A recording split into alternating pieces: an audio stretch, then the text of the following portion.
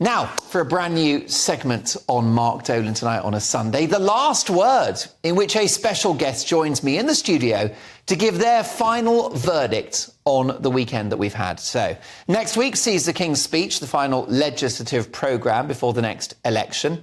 It's expected to include laws to bring in tougher sentencing for serious crimes, including rape, and a new annual system for awarding oil and gas licences, in a move which reverses some of the government's zero policies on the environment, net zero.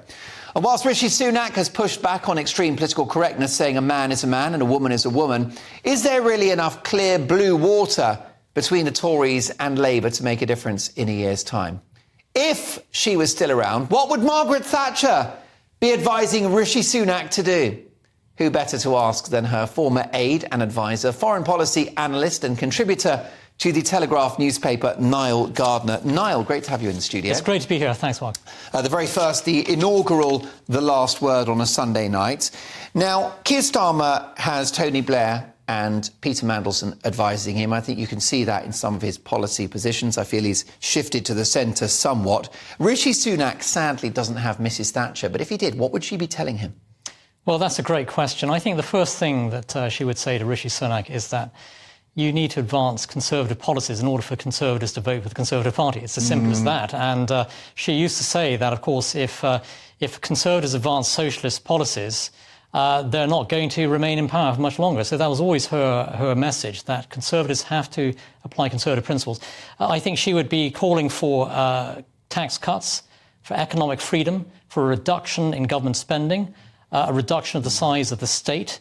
There's too much government money flowing around, too much public money. After all, this is taxpayers' money. This is the money of the British people.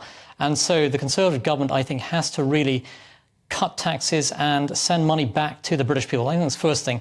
I think, secondly, the issue of immigration. A Conservative government has to be able to control illegal migration into the country. It has to be able to make this a very top priority, has to deal with it. Also, you've got to cut the level of legal migration. I think about 600,000 legal migrants came into the UK last year. That's a city the size of Manchester, basically, huge numbers. And the Conservatives have to reduce the inflow of migrants, legal and illegal, coming into the United Kingdom. I think also, as well, Margaret Thatcher would have been appalled by the rise of wokeism in the United Kingdom, and her message to the Prime Minister would have been to defeat the woke left, to get all the transgender nonsense out of British schools, hospitals, prisons, etc. And she would also be calling on the Prime Minister to really stand up for British values, for traditional values, and to really defeat the poisonous, nefarious, woke cultural agenda, highly, highly destructive. And I would add on to those recommendations as well, get rid of this awful net zero stuff. Net zero will bankrupt the British economy. It is hugely destructive.